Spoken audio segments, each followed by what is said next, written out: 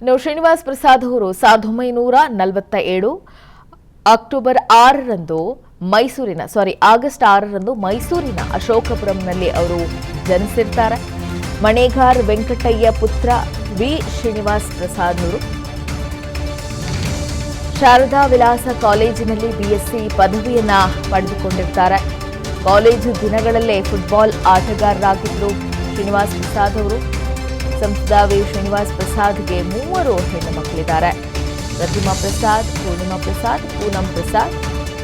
IRS ಅಧಿಕಾರಿಯಾಗಿದ್ದಾರೆ ಪ್ರತಿಮಾ ಪ್ರಸಾದ್ ಅವರು. ಇನ್ನು ಮಾಜಿ ಶಾಸಕ ಹರ್ಷವರ್ಧನ್ ಅವರ ಪತ್ನಿ ಕೂಡ ಹೌದು ಅವರು. ಬಿಜೆಪಿ ಮುಖಂಡ ಡಾಕ್ಟರ್ ಮೋಹನ್ ಪತ್ನಿ ಪೂನಂ ಪ್ರಸಾದ್ ಆಗಿದ್ದಾರೆ. 3 ಹೆಣ್ಣು ಮಕ್ಕಳನ್ನ ಅಗಲಿದ್ದಾರೆ ಈಗ ಶ್ರೀನಿವಾಸ್ ಪ್ರಸಾದ್ ಅವರು. ದಲಿತ ನಾಯಕರಲ್ಲಿ ಅಗ್ರಮಾನ್ಯ ನಾಯಕರಾಗಿ ಗುರುತಿಸಿಕೊಂಡಂತಹ ಶ್ರೀನಿವಾಸ್ ಪ್ರಸಾದ್ ಅವರು ಈಗ ಅಗಲಿರೋದ್ರಿಂದ ಅವರ ಒಂದು ಅಗಲಿಕೆಗೆ ರಾಜಕೀಯ ಗಣ್ಯರುಗಳು ಕೂಡ ಸಂತಾಪವನ್ನು ಸೂಚಿಸಿದ್ದಾರೆ. ನಿನ್ನೆ ತಡರಾತ್ರಿ 1:20ಕ್ಕೆ ಹೃದಯಾಘಾತದಿಂದ ಅವರು ವಿಧಿವಶರಾಗಿದ್ದಾರೆ. ಅವರ ಅಂತಿಮ ದರ್ಶನಕ್ಕೆ ಬೇಕಾದಂಥ ವ್ಯವಸ್ಥೆಯನ್ನು ಅವರ ಕುಟುಂಬಸ್ಥರು ಕೂಡ ಈಗಾಗಲೇ ಮಾಡಿಕೊಂಡಿದ್ದಾರೆ. ವಯೋಸಹಜ ಕಾಯಿಲೆಯಿಂದ ಅವರು ಬಳಲ್ತಾ ಇದ್ರು. ಅವರ ಆರೋಗ್ಯ ಪರಿಸ್ಥಿತಿ ಕೂಡ ಇತ್ತೀಚೆಗೆ ಬಹಳ ಗಂಭೀರವಾಗಿತ್ತು. ಹಾಗಾಗಿ ಅವರನ್ನು ಆಸ್ಪತ್ರೆಗೂ ಕೂಡ ದಾಖಲು ಮಾಡಲಾಗಿತ್ತು.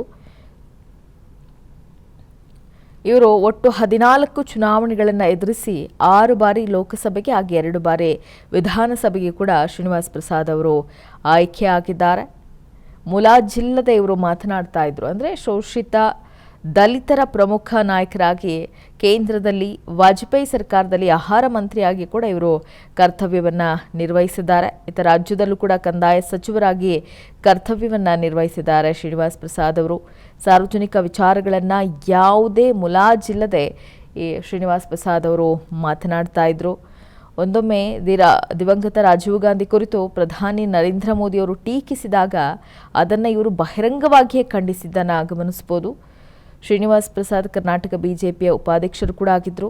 ಆಗ ಪಕ್ಷದಿಂದ ಚಾಮರಾಜನಗರದ ಸಂಸದರಾಗಿದ್ದರು. 4 ಬಾರಿ ಕಾಂಗ್ರೆಸ್ನಿಂದ, 1 ಬಾರಿ JDUನಿಂದ ಹಾಗೆ 1 ಬಾರಿ ಬಿಜೆಪಿಯಿಂದ ಇವರು ಆಯ್ಕೆ ಆಗಿದ್ದಾರೆ. ರಾಜಕೀಯ ತಂತ್ರಗಾರಿಕೆ ಕೂಡ ಅಷ್ಟೇ ಉತ್ತಮವಾಗಿತ್ತು. ಇವರು ಹಿರಿಯ ಮುತ್ಸದ್ದಿ. ಶ್ರೀನಿವಾಸ್ ಪ್ರಸಾದ್ ರಾಜಕೀಯವಾಗಿ ಕೂಡ ಅವರು ನಿವೃತ್ತಿಯನ್ನು ಘೋಷಣೆ ಮಾಡಿದ್ದನ್ನು ಗಮನಿಸಬಹುದು. ಈಗ ಅವರ ನಿಧನಕ್ಕೆ ಅವರ ಕುಟುಂಬಸ್ಥರು, ಅವರ ಸ್ನೇಹಿತರು, ಹಿತೈಷಿಗಳು, ಅವರ ಜೊತೆಗೆ ಒಡನಾಟವನ್ನು ಹೊಂದಿದ್ದಂಥ ರಾಜಕೀಯ ಗಣ್ಯರು ಕೂಡ ಸಂತಾಪವನ್ನು ಸೂಚಿಸ್ತಾ ಇದ್ದಾರೆ. ಶ್ರೀನಿವಾಸ್ ಪ್ರಸಾದ್ ರಾಜ್ಯದ ಅಗ್ರಮಾನ್ಯ ದಲಿತ ನಾಯಕರಾಗಿ ಗುರುತಿಸಿಕೊಂಡಿದ್ದಾರೆ.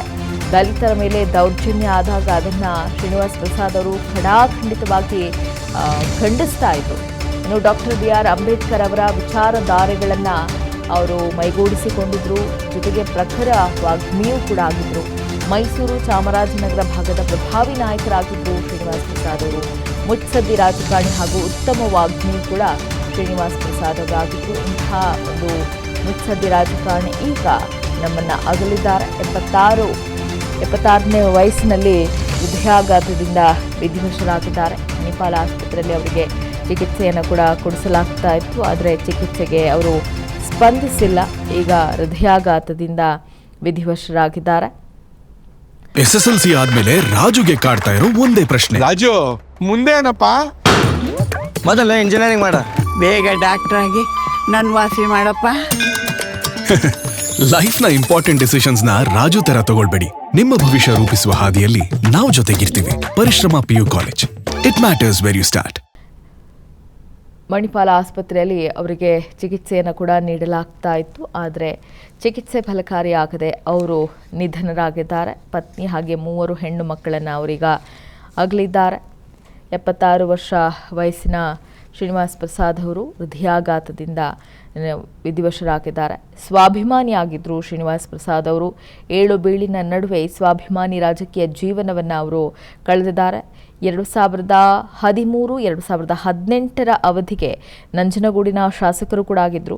2017ರಲ್ಲಿ ಸಿದ್ದರಾಮಯ್ಯ ಸಂಪುಟದ ಪುನರಚನೆಯಾಗಿತ್ತು. ಈ ಸಂದರ್ಭದಲ್ಲಿ ವಿ ಶ್ರೀನಿವಾಸ್ ಪ್ರಸಾದ್ ಅವರನ್ನ ಕೈಬಿಟ್ಟಂತಹ ಹಿನ್ನೆಲೆಯಲ್ಲಿ ಸಿದ್ದರಾಮಯ್ಯ ಅವರ ವಿರುದ್ಧ ಸಮರವನ್ನ ಸಾರಿದ್ರು ಶ್ರೀನಿವಾಸ್ ಪ್ರಸಾದ್ ಅವರು.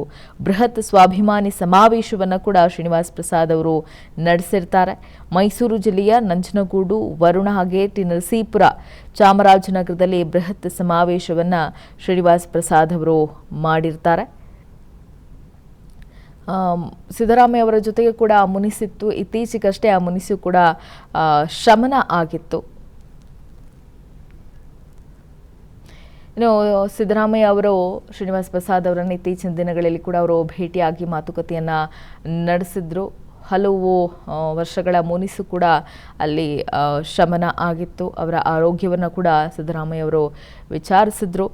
ಇನ್ನು ಕಾಂಗ್ರೆಸ್, JDS ಹಾಗೆ JDU ಸಂಯುಕ್ತ ಪಾರ್ಟಿ ಪಕ್ಷೇತರವಾಗಿ, ಹಾಗೆ ಕಾಂಗ್ರೆಸ್ನಿಂದ, ಜನತಾ ಪಾರ್ಟಿಯಿಂದ ಕೂಡ ಅವರು ಸ್ಪರ್ಧೆಯನ್ನು ಮಾಡಿದ್ದನ್ನು ಗಮನಿಸಬಹುದು.